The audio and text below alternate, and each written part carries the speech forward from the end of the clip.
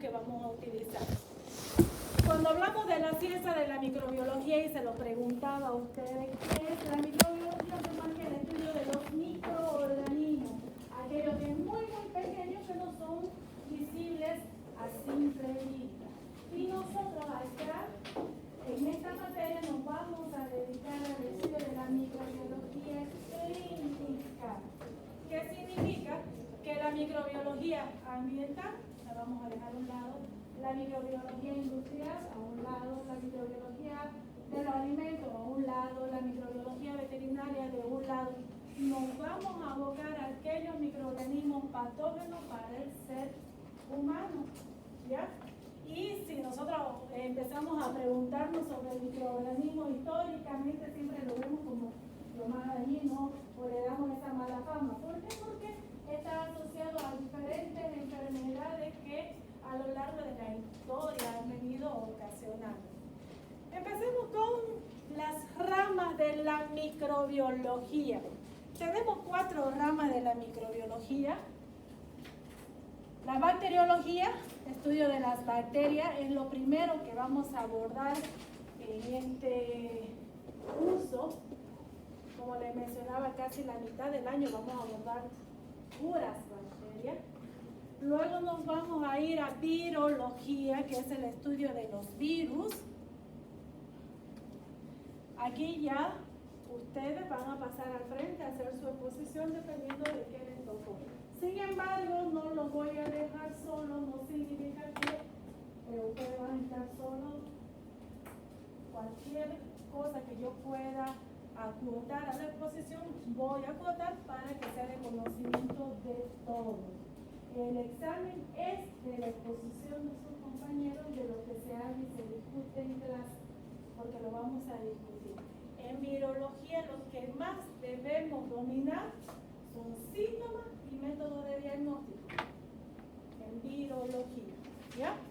Otra rama de la microbiología es la micología, que es el estudio de los hongos. Es lo más poquito que vamos a ver, por eso está hasta el final. Menos de 100 son los que son patógenos y me producen daño al paciente. Menos de 100, ¿ya? Y la última rama de la microbiología es la parasitología, que ustedes lo van a ver todo un año como una materia extra, porque también es muy amplio el estudio de la parasitología. Amplio, ¿ya? Por eso es que está muy aparte. Nosotros nos vamos a dedicar a bacterias, virus, hongos. Enfocado en que en conocer todas las propiedades de estos microorganismos, cómo producen enfermedades, cuáles son sus factores de virulencia para producir enfermedades, cómo podemos nosotros abordarlo y poder eliminarlo, qué método de diagnóstico podemos utilizar y que nos ayude para poder diagnosticar una enfermedad infecciosa. ¿Será que son comunes las enfermedades infecciosas? Sí, el pan nuestro de todos los días en los hospitales, en las clínicas privadas o en las consultas privadas que ustedes puedan tener a lo largo de su carrera, ¿ya? Como les decía, nos vamos a abocar a aquellos microorganismos patógenos para el ser humano. Los demás los vamos a dejar a un lado. ¿Por qué? Porque muchos de ellos son beneficiosos para nosotros. Muchos de ellos los utilizamos para levadura, para el pan, para el queso, para los antibióticos utilizamos hongos, lo utilizamos en la tecnología, lo que son seguidores de Messi, sabe que utilizó un microorganismo que se colocó en la rodilla para poder crecer. Ingeniería genética utilizando bacterias, ¿no? Entonces, sí hay aspectos beneficiosos de los microorganismos. No es que todos son dañinos, inclusive, yo le decía a su compañero en el anterior horario, podría decir que las bacterias pueden dominar el planeta, el mundo. ¿Por qué? Porque están en todos los lugares. Suelo, aire, tierra, agua, inclusive en nuestro cuerpo. Hoy en día ya se conoce que nuestra microbiota, si está funcionando bien, no va a depender de muchas enfermedades. Es la que le va a dar la inmunidad. mantener la microbiota, mis organismos, mis propias microorganismos, en buen estado para que puedan defenderse. Vamos a tener un tema específico sobre microbiota. Entonces ya saben, no es que todos los microorganismos son malos, pero muchos son beneficiosos, sino que a lo largo de la historia han tenido esa mala fama por las epidemias que han ido causando. Ahí hablamos de los aspectos perjudiciales. Una de las grandes epidemias fue en el siglo XIV con la peste negra, que acabó con 3/4 partes de las personas en Europa. Decimos que está pasando una también. De ahí es que se empieza a estudiar a estos microorganismos, se los empieza a investigar a partir de esa epidemia. Se los empieza a estudiar, se los empieza a investigar y se empieza a ver cómo puedo atacarla para poder sobrevivir. ¿Cuál es nuestro objetivo? Sobrevivir de ellos también. ¿De los microorganismos también? ¿Crean resistencia a los microorganismos? Sí. La ley del más fuerte. Yo me adapto a todo. Me adapto a todo tipo de vida, a todo tipo de ambiente, a todo tipo de clima, a todo tipo de antibióticos en caso de las bacterias multiresistentes. Entonces, es la ley del más fuerte. Si puedo sobrevivir, puedo causar algún daño, ¿no? La última epidemia, ¿cuál fue? COVID, millones de personas muertas. ¿Se acuerdan al inicio del COVID cómo era? Nadie se acercaba ni a 2 metros, 3 metros, medio estornudaba por acción normal, ya tenía COVID, ya estaba muriendo, lo que sea. Ahora te cuento que me dio COVID. Estuve con esa persona de arriba abajo todo el día en la universidad y si quería que no me dio, no supe, o sea, resfriada puede ser que sí, o sea, todo va cambiando, ya nos fuimos adaptando y ya hemos sobrevivido esa parte. Yo siempre menciono esta película, no sé si la han visto, Guerra de los Mundos con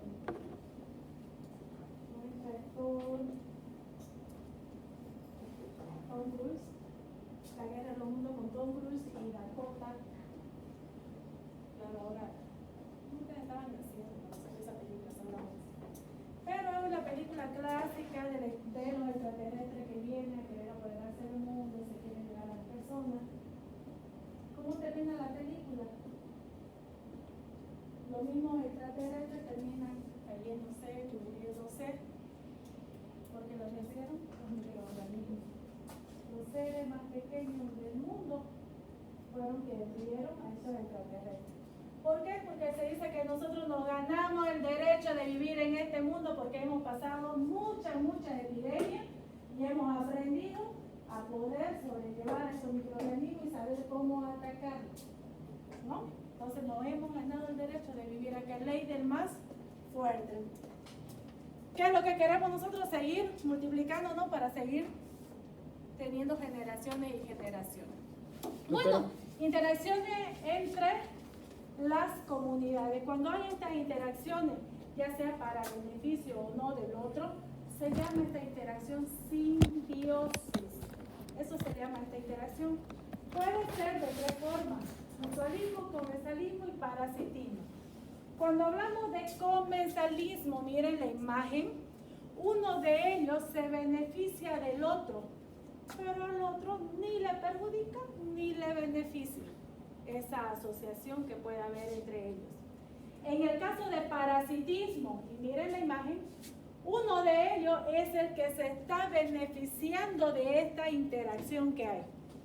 El otro se perjudica. Y en el caso de mutualismo, ambos son los que se benefician con esta interacción. Ambos se benefician. ¿Ya? Puede ocurrir esto también con los microorganismos. Tipo de microorganismo. Ustedes ya han visto esta parte de células eucariontas y células procariontas del año pasado, ¿es cierto? Cierto. Bueno, no vamos a entrar en detalles, pero sí decirle que dentro de los microorganismos, las bacterias son las únicas procariontes. No hay más. Las bacterias unicelulares son procariontes. Todos los demás son eucariontes.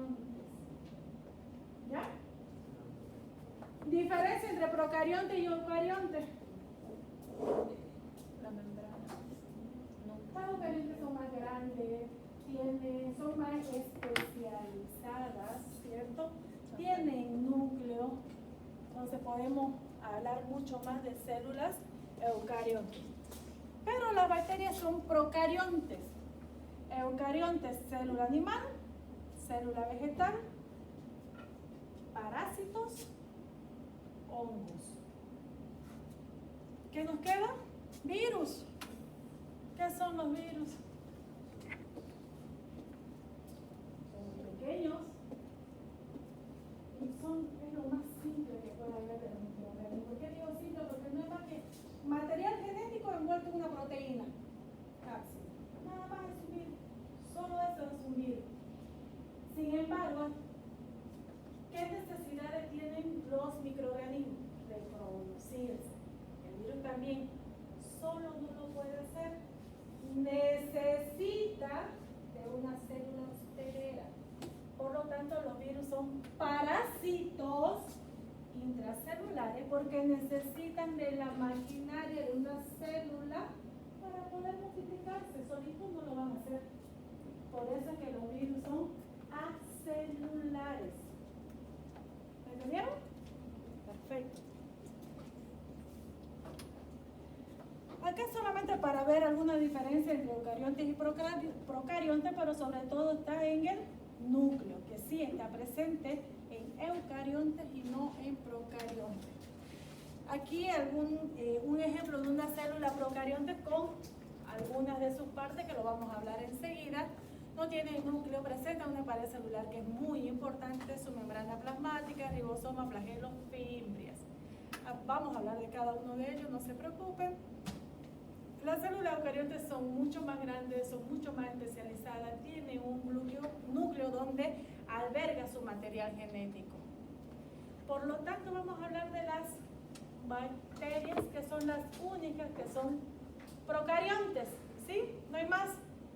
¿Qué tipo de célula es una bacteria? Es una bacteria procarionte, una célula procarionte, no hay más, es la única. Dentro de los procariontes tenemos las eubacterias y las arqueobacterias. Las eubacterias son todas estas bacterias que ustedes conocen, las comunes, las que están en los hospitales, las que tenemos acá, las que tienen en sus manos, en su lapicero, en su dedo metiéndose a la... Esas bacterias son eubacterias. En cambio, las arqueobacterias son bacterias que crecen en condiciones muy extremas de la vida. Por ejemplo, más de 100 grados centígrados pueden crecer este tipo de bacterias. En concentraciones altas de sal pueden crecer este tipo de bacterias, arqueobacterias llamadas. La que ustedes tienen en imagen es una bacteria que produce metano a partir de dióxido de carbono y que crece en condiciones cero de oxígeno, en condiciones anaeróbicas.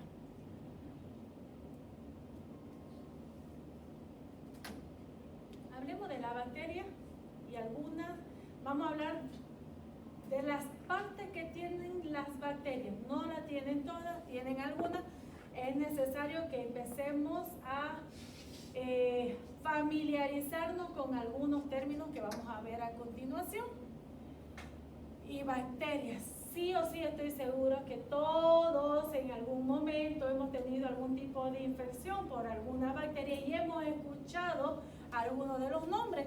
No me pueden decir que nunca han tenido una infección por bacterias. Sí hemos tenido diarrea, sí hemos tenido faringitis o una otitis o una infección urinaria que ha sido producida muchas veces por bacterias y de ahí es que conocemos algunos de los nombres. ¿Ya? Entonces, hablemos de algunas de las características. Es un microorganismo unicelular, por lo tanto es procarionte, no tiene un núcleo definido por una membrana. Y la forma de poder clasificarla, vamos a usar 5 tipos de poder clasificarla, 5 formas de clasificarla. Por su forma y agrupación, por el requerimiento de oxígeno, por el cómo desarrolla en un óptimo de una temperatura según el pH y según su nutrición. Hay 5 formas de poder clasificarla.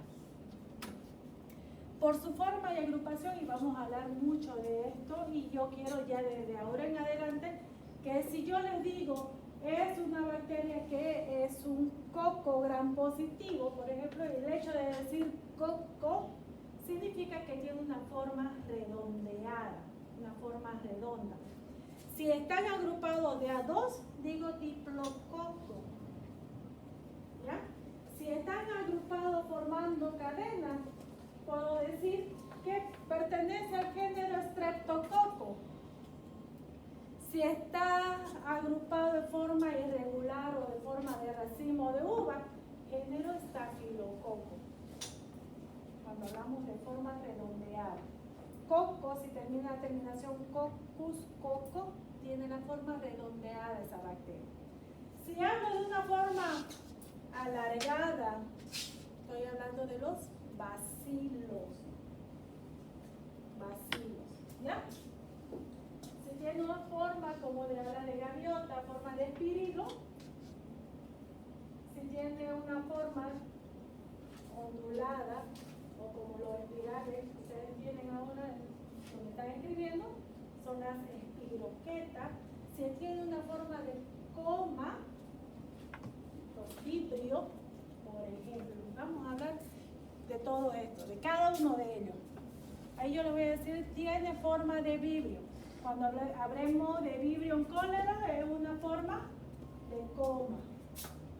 Si yo les digo, estamos hablando de Escherichia coli, estoy diciendo que esta bacteria es un bacilo gram negativo. Usted dice bacilo, alargado. Gram negativo, ¿de qué color es el gram negativo? Lo vieron ayer. ¿De qué color es el gram negativo? ¿Cómo no se van a olvidar? Cuando ustedes sacan una mala nota en su libreta, ¿de qué color está? Rojo. Los gram negativos son rojos. Entonces todos los negativos, rojos. Y los gram positivos son de color violeta. Con eso no se van a olvidar. Por el requerimiento de oxígeno. Y ahí seguramente en algún momento yo les voy a decir, esta bacteria, cuando hablemos de Staphylococcus, por ejemplo, les voy a decir es una bacteria aerobia estricta. Ustedes ya tienen que saber que aerobio estricto es que necesita sí o sí oxígeno para su desarrollo, para su crecimiento. Cuando hablamos de anaerobio estricto, va a crecer en ausencia total de oxígeno. Son muchos conceptos, ¿no?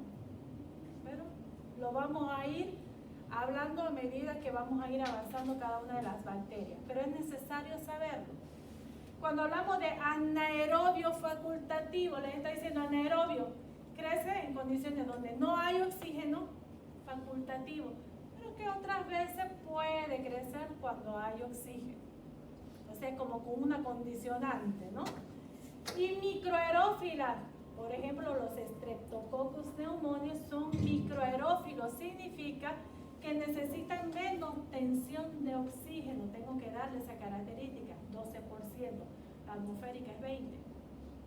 Son microaerófilos. Porción óptima de temperatura. Las bacterias patógenas para el hombre son mesófilas, la mayoría de ellas, porque crecen a una temperatura de 30 a 37 o hasta 42 grados inclusive, como pseudomonas, podría crecer hasta 42, Campylobacter crece a 42. Mesófilas, entre 30 a 42. ¿Por qué creen que estas son las patógenas para el hombre? ¿Temperatura corporal? ¿Está en ese rango o no? Por eso que son más patógenas para el hombre, estas bacterias mesófilas. ¿Ya? La mayoría de ellas son mesófilas. Son termófilas cuando están arriba de 50 grados y psicrófilas entre 15 y 20 grados centígrados. Fíjense que las bacterias se van adaptando a su medio ambiente, ¿no? Se adaptan, crecen, pueden crecer a 15 grados centígrados. ¿Quién dice que en Potosí o uno no va a haber bacterias? Hay. Se adaptan al medio ambiente que los rodea, se adaptan. según el pH en que se desarrollan. Y aquí si está mi profesor de química me aplaza, ¿no? Pero en microbiología está escrito así. Nosotros aprendimos en química que ácido es de 1 hasta 6. 7 es neutro y por arriba de 7 es alcalino básico. ¿Recuerdan química? ¿Quién es su profe de química? Acá es diferente en microbiología. Son acidófilas cuando se desarrollan entre 1 y 5. Entre 5, 5 y 8, 5 son neutras. Y son alcalinas o básicas cuando están arriba de 9. ¿Ya? Entonces es diferente acá en cuanto al pH. Que nos ayuda bastante, por ejemplo, esto del pH para hacerlas crecer in vitro. Cuando nosotros queremos que estas bacterias puedan crecer in vitro, en las cajas PET, ustedes lo van a ver en práctica, ese medio de cultivo tiene un pH diferente. Y acá está por su pH, estas también van a crecer.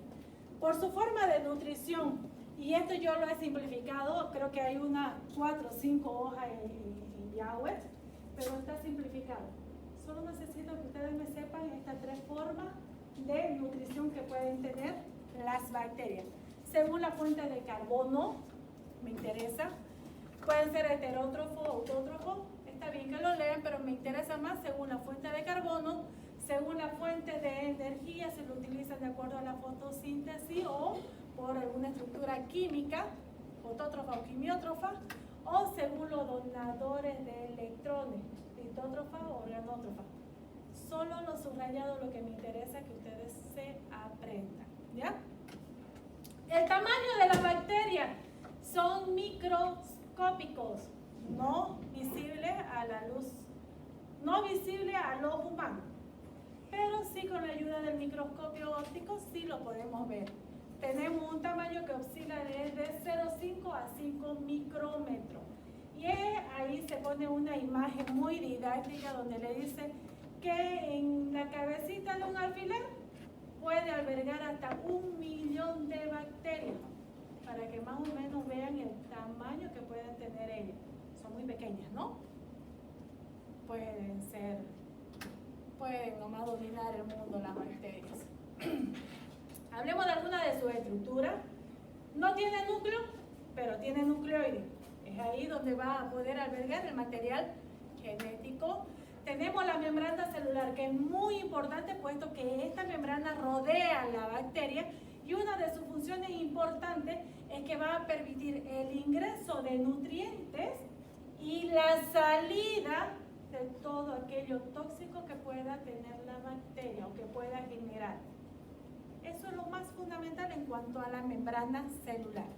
Pero si hablamos de pared celular, esta es muy importante. La pared celular es la que le va a dar la rigidez a la bacteria.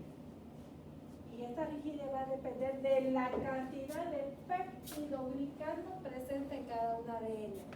Mayor cantidad de peptidoglicano van a ser los gram positivos, que se tiñen de color violeta. Menor cantidad de peptidoglicano, gram negativo. Sin embargo, no por eso no me dice que estas no sean también peligrosas, sí lo son. Pero su pared es menos rígida. Movimiento. Las bacterias pueden ser móviles o pueden ser inmóviles. La movilidad le da un flagelo, que es un apéndice que sale de la misma bacteria y que gira como un motor.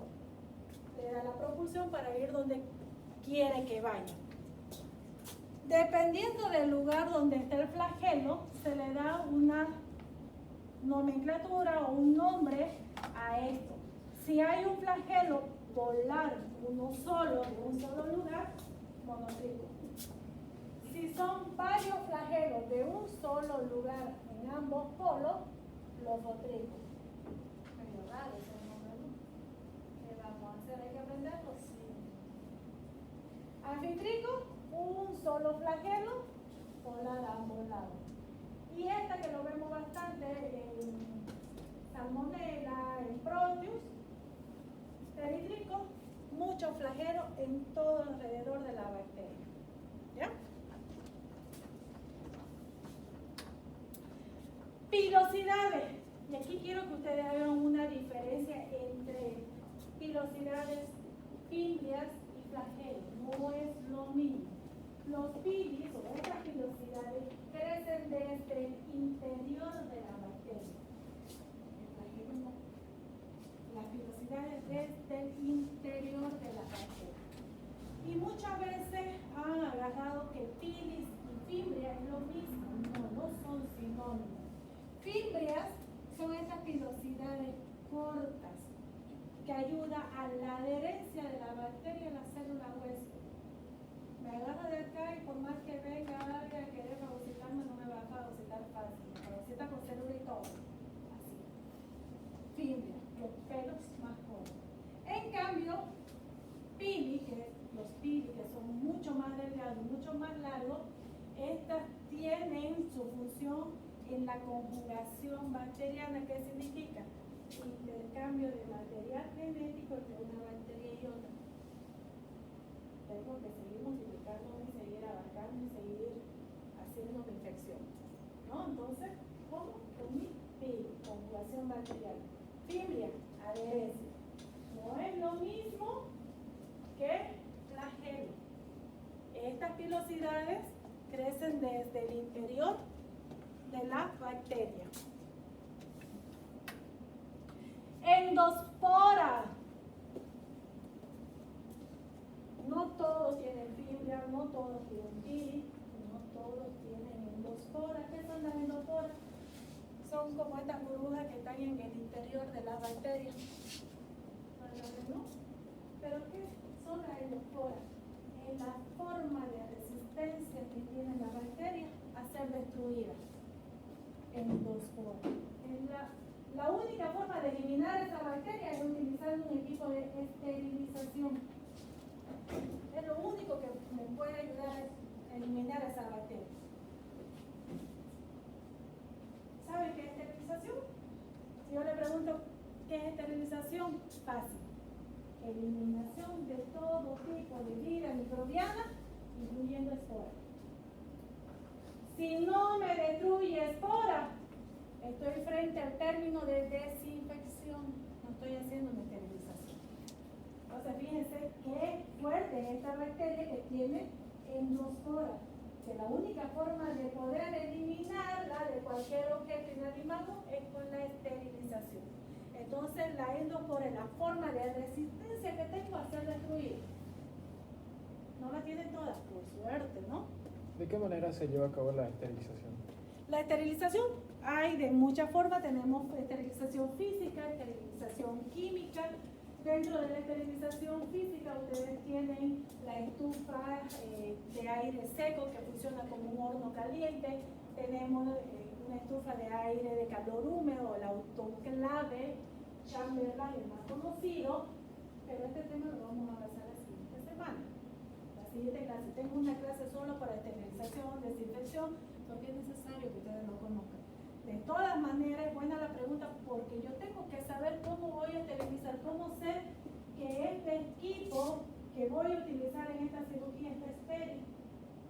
O sea, que solo lo desinfectaron. Eso vamos a aprender en la siguiente clase. ¿Ya? Por el momento, endospora la forma que tienen las bacterias de resistir a la eliminación. Si lo vieron que endospora era mucha dosis, ahora le presento la cápsula bacteriana. Las bacterias que tienen cápsula bacteriana, aparte de resistirse a ser destruidas, resisten a la fagocitosis, al medio ambiente y encima, en caso de que estén en el medio ambiente bastante sol, resisten a la desecación, puesto que la cápsula es capaz de brindarle hasta el 70% de agua a la bacteria en tiempos de vacas flacas para ella. Puede seguir viviendo. Entonces, y aparte, la ayuda a adherirse también a las células PDA. Grave, ¿no? Si una bacteria aparte tiene cápsula. Streptococcus pneumoniae es una bacteria que produce meningitis, neumonía tiene esta característica, presencia de cápsula. La nomenclatura en bacteriología, y seguro también que lo vamos a ver en parasitología, nosotros vamos a ver solamente género y especie, nada más. No nos vamos a ir que familia, que su familia, que no, que arreglo, nada. Género y especie, pero se lo deben aprender. Deben aprendérselo. Lo grave es que muchas veces al llevar ustedes parasitología, me cambian los nombres, me ponen un género bacteriano y la especie de un parásito. Me ha sucedido. Género, con mayúscula, la primera letra, y especie, todo minúscula. ¿Ya? Generalmente el género, el nombre, se le da al que lo ha estudiado más a la bacteria, al que lo ha encontrado. En el caso de la especie, sobre todo, es un indicativo de alguna característica propia de la bacteria. Doctora, Por ejemplo, dígame. una dudita un poco salida del tema. ¿La Escherichia coli qué es? Vamos a hablar acá, mire.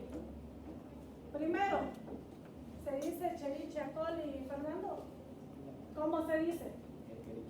Escherichia coli. Desde ahora ustedes todos que vean CH que parece Escherichia, latín antiguo, Escherichia coli. Esa es la forma correcta para pronunciar. Escherichia sería el género, coli sería la especie. Muchas veces solamente nos vamos a quedar con género y especie. Otras veces, en algunos de los temas voy a hablar de subespecies, como en este caso, la 0157H7 que me produce el SHU, síndrome urémico hemolítico en los pacientes. Es una Escherichia coli enterohemorrágica. Ya vamos a llegar en su momento y ya no va a ser tan chino para ustedes todo esto. Pero a lo que me voy, no necesitamos todo esto para la clasificación, para que ustedes solo aprendan. Me interesa género y especie. Es un bacilo gram negativo, Escherichia coli. ¿Ya? ¿Estamos bien? ¿O estoy yendo muy rápido? ¿Hago pregunta? ¿Sigo? ¿Vámonos? Sí. No, ¿cómo, chicos? Yo estoy entusiasmada. Tres conceptos que están relacionados unos con otros. Se considera patogenicidad, capacidad de un microorganismo de producir enfermedad. Y este microorganismo que produce enfermedad se lo conoce como patógeno. Y el grado de patogenicidad será su virulencia. Facilito así, ¿no? Se lo resumí en esas pocas palabras. Esos tres conceptos están muy relacionados y lo vamos a pronunciar en muchas de las clases. Pregunta de examen. Si yo le digo, mencione la característica de un microorganismo patógeno. Ahí tiene. Colonizan y producen enfermedades en huésped normal. Son de origen exógeno, de afuera. La acción patógena está dada por factores dependientes del propio microorganismo y producen enfermedades y cuadros relacionados a este microorganismo. Y si yo les preguntara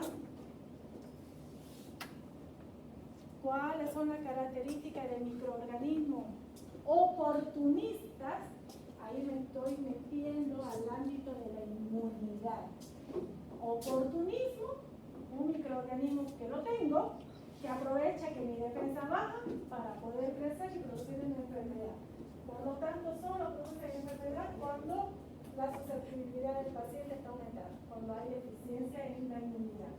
Procede de una fuente endógena, lo tengo yo, y la acción patógena se debe a condiciones propias del huésped.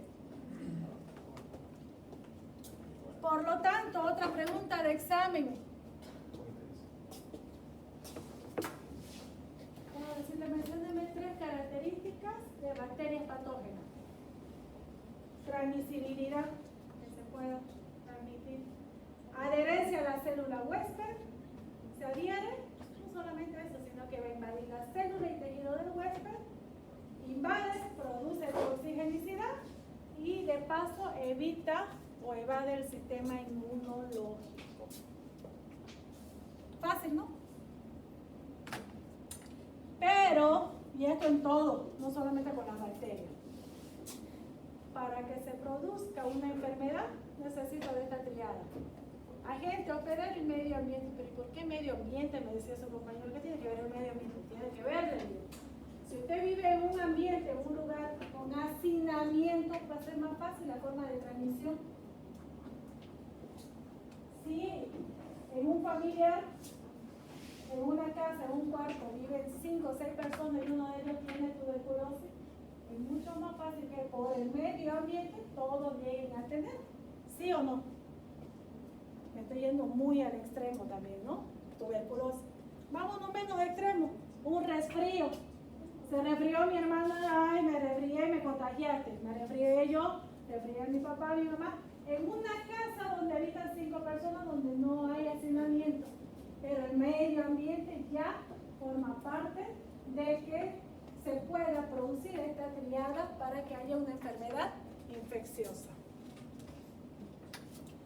Algunas bacterias que vamos a ver, solo como ejemplo, vamos a ver mucho más. La enfermedad de la tos ferina ocasionada por Bordetella pertussis, anthrax, bacteria Bacillus anthracis. Fíjense cómo es esta bacteria. Es un bacilo gram positivo con presencia de endospora. Capacidad de la bacteria hasta no ser eliminada. Clamidia trachomatis, que produce conjuntivitis o enfermedad de transmisión sexual. Clostridium tetani, que me va a producir el tétano, otra bacteria con endospora. Clostridium perfringe, gangrena gaseosa. Aquí tenemos Corynebacterium diphtheriae, que me va a producir la difteria. Mycobacterium tuberculosis, Mycobacterium leprae, la lepra. Neisseria gonorrea, va a producir la gonorrea. La enfermedad erisipela, que puede ser transmitido por la bacteria Streptococcus, el género Streptococcus, pero también por el género Staphylococcus, por ambos. O algunas bacterias anaerobias también. Sífilis, por un treponema pálido, y fíjense la forma del treponema pálido. Helicoidal, ¿no? Escherichia coli, que produce diarrea, produce meningitis, produce infecciones del tracto urinario. Salmonelosis, que si ingresa al torrente sanguíneo me va a producir una difteria.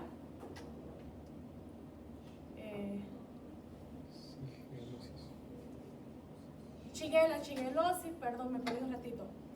Virus, hablemos sobre los virus. En general también. Es lo más pequeño que ustedes van a ver, lo más pequeño. Los virus son parásitos intracelulares. Sí o sí necesitan de la célula del huésped para poder tener su maquinaria y poder replicarse. ¿Será que hay virus que parasitan bacterias? Sí. ¿Han escuchado una vez?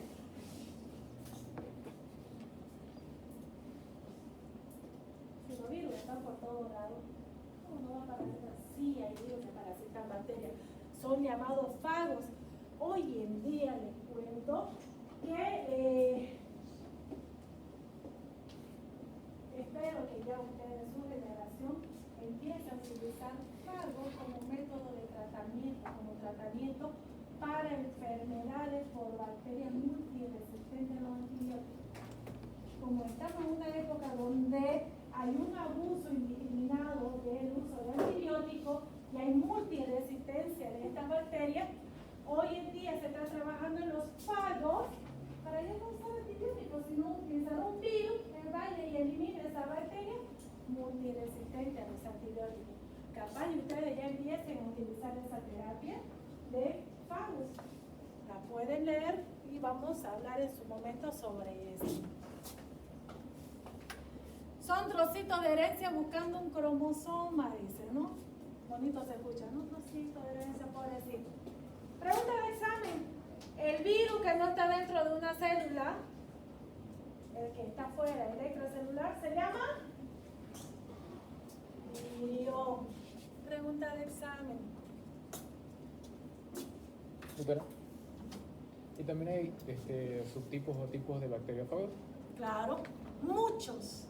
Y son específicos para cada tipo de bacteria? para cada bacteria. Son muchos, le diré. Para cada tipo de bacteria hay uno. Fíjense la comparación del tamaño de los virus con relación a la bacteria. Y pongo un bacilo gran negativo, el que más se estudia es Escherichia coli. Fíjense la relación de tamaño, son muy pequeños, ¿no es cierto? Le decía, son muy simples los virus. No es más que material genético envuelto en una cápsula o en una proteína. Nada más tienen los virus, nada más. Todo lo demás que puedan tener es gracias a la célula hospedera, no es de él. ¿Ya? Y su material genético puede ser ADN o ARN.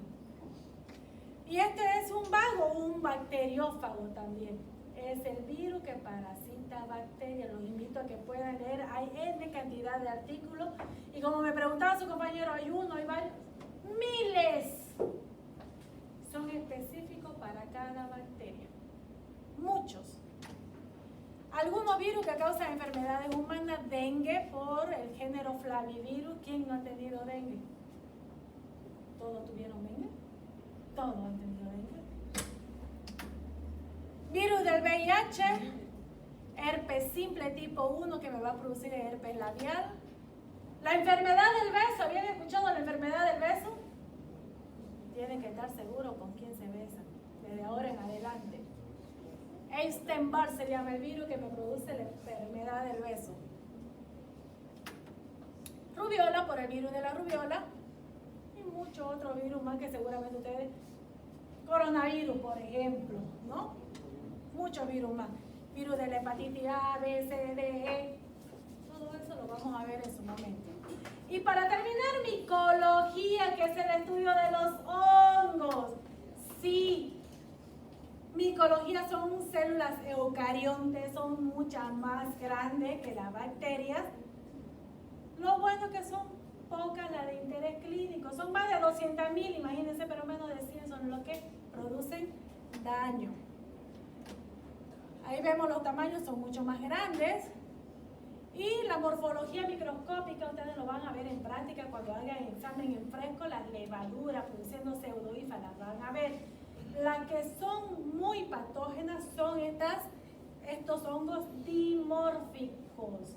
¿Por qué se llaman dimórficos? Tienen dos tipos de forma. A 25 grados a temperatura ambiente crecen como moho. Y a 35, 37 grados en el cuerpo de su paciente o de ustedes, crece como levadura. Tiene dos formas de crecer dependiendo de la temperatura a la que está. Este es el que es patógeno y en el que nos vamos a concentrar cuando hablemos de micología médica. ¿Ya? La clasificación micosis superficial y subcutánea son las micosis con seguridad. Los dermatólogos son los que más ven estos tipos de micosis, las superficiales, subcutáneas. Las sistémicas profundas y oportunistas son las que van a tener mayor tiempo de tratamiento, van a necesitar tal vez, dependiendo del tipo de micosis, una cirugía para poder sacar todo lo que está necrosado y un tratamiento largo, 1 año, año y medio, hasta 2 años de antimicóticos, tratamientos largos. Doctora, Veamos algunos ejemplos, dígame. ¿la onicomicosis en qué clasificación la pondría? Ahorita lo vemos. Mire. Micosis superficiales, por ejemplo, Malassezia furfur. Bonito, ¿se escucha, no? Es la que me va a producir la pitiriasis versicolor o lo que conocemos como rema salada. ¿Han escuchado alguna vez la rema salada? Tal cual ustedes lo ven en la imagen. puede estar asociado por el agua de la piscina, que están sucias, no son cuidadas, puede estar asociado por mis mascotas, gato, perro, eso que parece conejo, que no es conejo, el hámster. También eso me puede negar a producir. Seguro sí, con solución tópica va a pasar, pero son recidivantes. ¿Qué significa? Van a aparecer y vuelven a aparecer. Oportunista, vamos a decir, ¿no?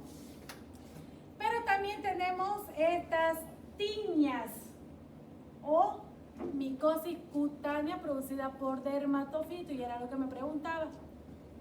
Estas tiñas van a llevar el nombre dependiendo del lugar que va a producir la micosis. Tiña manum en las manos, tiña pedis o atleta de pie, también alguna vez han escuchado, está en los pies. Tiña unguium o onicomicosis, también son estas, ya sea en las manos o en la uña de los pies. Va a llevar el nombre del lugar donde se encuentra. Si está en la barba, tiña barbae, por ejemplo. Dentro de la micosis sistémica por hongos dimórficos, estos que son patógenos de largo tratamiento, coccidioidomicosis, paracoccidioidomicosis, vamos a hablar en su momento, no se precipiten. Y las micosis oportunistas, sobre todo por Candidase albicans, que me va a producir esta candidiasis.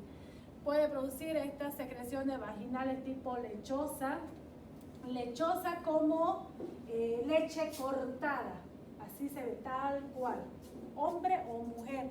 O la micosis del pañal en los lactantes, cuando están mucho tiempo con el pañal sucio, puede llegar a provocar esa candidiasis o muget le llaman en las bocas, en la lengua de los lactantes también.